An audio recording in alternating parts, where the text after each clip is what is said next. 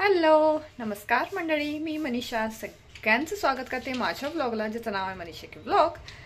नागपंचमी जवळ येत आहे, तर चला मग आज बनवूया मस्त असे तुपातले बेसनचे लाडू।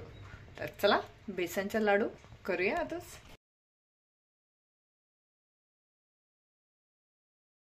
तर आता इथे कढई घेतलेली आहे, बेसन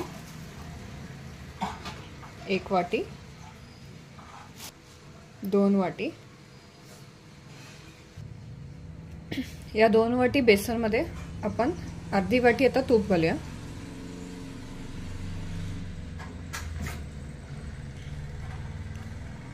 सेम वाटीचं प्रमाण घ्यायचं।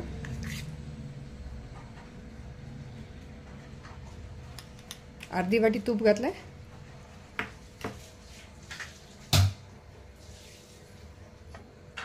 गॅस माझं सीम वरच आहे, सीम वरच छान असं भाजून घ्यायचं।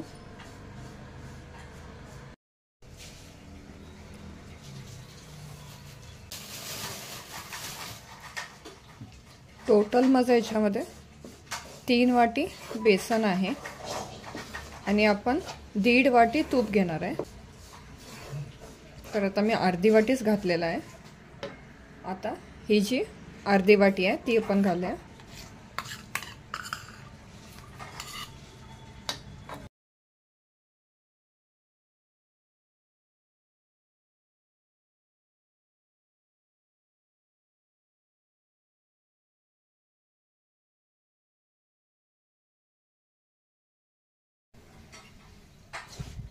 तर इथं 7 मिनिट झालेले आहेत। मी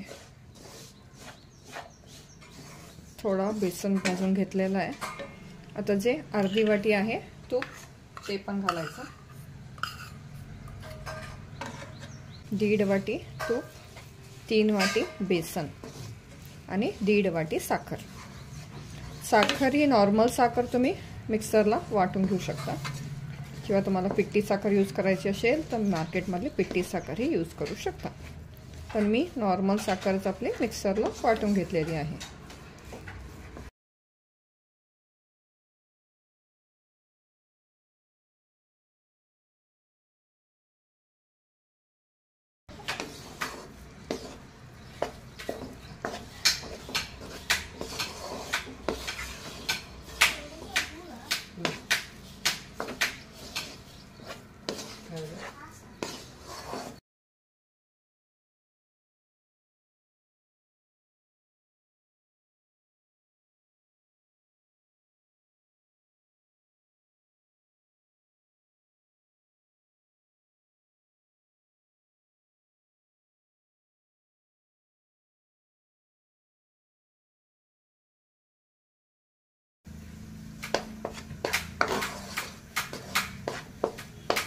तर इथं माझं हे बेसन रेडी झालेलं आहे, तर मी गॅस बंद करत आहे।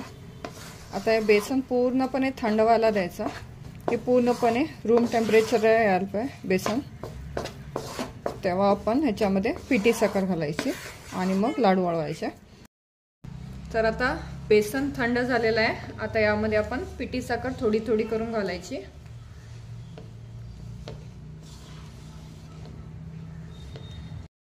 मला हे बेसन भाजायला बरोबर 20 मिनिट लागले। तर 20 मिनिटांमध्ये छान असं खरपूस भाजून येतं, कलरही थोडा चेंज होतो। तर यामध्ये पूर्ण आता 1.5 वाटी पिठी साखर घातलेली आहे। आता चांगलं आपण हे मिक्स करून घेऊया पहिला।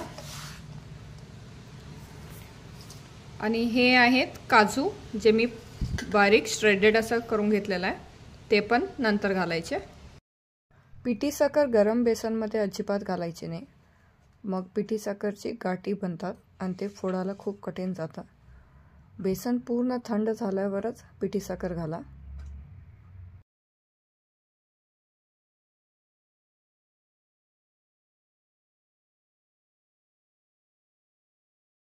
आता यामध्ये काजू घालून घेऊया। तुम्ही कोणतेही ड्रायफ्रुट्स घालू शकता।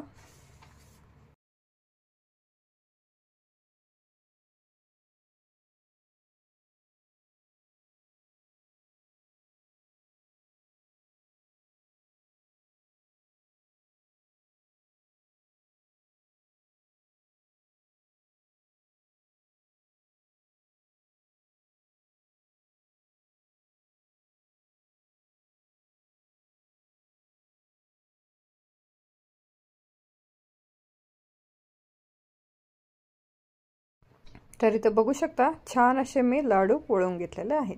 तर तुम्ही नक्की ट्राय करा. मस्त असे तोंडात विरघळणारे बेसनचे लाडू.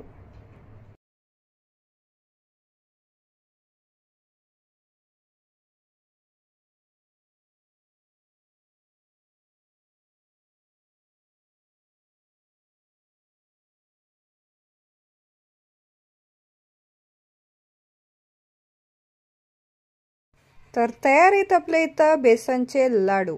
तर मंडळी वाट कसली बघताय, चला करायला घ्या मस्त असे तुपातले बेसनचे लाडू.